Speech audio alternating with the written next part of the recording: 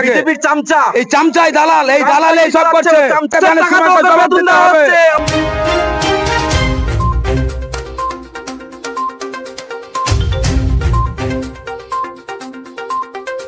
আসসালামু আলাইকুম বন্ধুরা, আজকে আমাদের কদমতলিতে রাস্তা ব্লক করে দিচ্ছে, চারো সাইডে রাস্তা ব্লক চলছে। কারণ কি যে ভোটের লিস্ট এখন আমাদের কদমতলি বুথের বের হয়নি, তাই আজকে জেনে নেবো এখানে যারা আছে আমাদের কিসের জন্য রাস্তাটা ব্লক করা হয়েছে, পুলিশ প্রশাসন কি করছে, এখন পর্যন্ত কেউ আসেনি।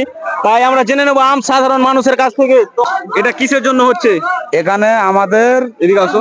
আমাদের কালকে রাত্রে লিস্টটা পেয়েছি। লিস্ট পাওয়ার পরে আমরা দেখছি প্রত্যেকটা বুথ থেকে আমাদের এখানে 4টা বুথ, প্রতিটা বুথ থেকে 300-400 করে নাম ডিলিট, ডিলিট দেখাচ্ছে প্রতিটা বুথে।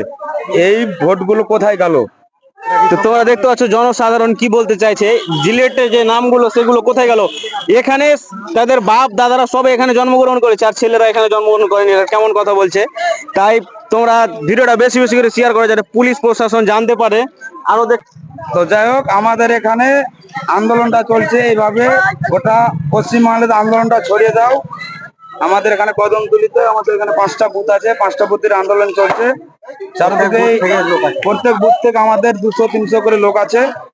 আন্দোলনটা গোটা বাংলায় ছড়িয়ে দাও। এই জ্ঞানেশ কুমার বিজেপির দালাল, এই বিজেপির দালাল, এই বিজেপির দালালকে হটাতে হবে এই বাংলা থেকে। বিজেপির চামচা, এই চামচাই দালাল, এই দালাল এই সব করছে। চামচাগিরি। আমার বাবার নাম আছে, আমাদের নাম নেই, এটা আমাদের জ্ঞানেশ টাকা তো কুমারকে ওকে জবাব বেতন দিতে দেওয়া হবে। হচ্ছে। আমাদের এই ট্যাক্সের বিজেপির টাকাতে। দালাল, বিজেপির আমাদের অনুমোদিত ট্যাক্সের করছে টাকা কেটে শুভেন্দু ওরকম অধিকারী, দালালি করছে। বিজেপির এই শুভেন্দু অধিকারী, এই চামচা, এই দালাল, এই দালালের অনুমোদিত ও করছে জবাব সব। দিয়ে যাক।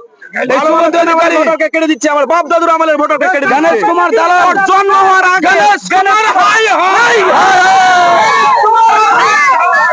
তো তোমরা ভিডিওটা বেশি বেশি করে শেয়ার করো যাতে আমাদের বিএলও, আমাদের এই ভূতয়া 2 নম্বর ব্লকের পুলিশ প্রশাসন জানতে পারে এখানে এসে কোনো একটা সমাধান দেয়। তো তোমরা ভিডিওটাকে বেশি বেশি করে শেয়ার করো। এখান থেকে আমি ভিডিও সমাপ্ত করছি। আসসালামু আলাইকুম, আবারও দেখা হচ্ছে নতুন একটা নিউজে।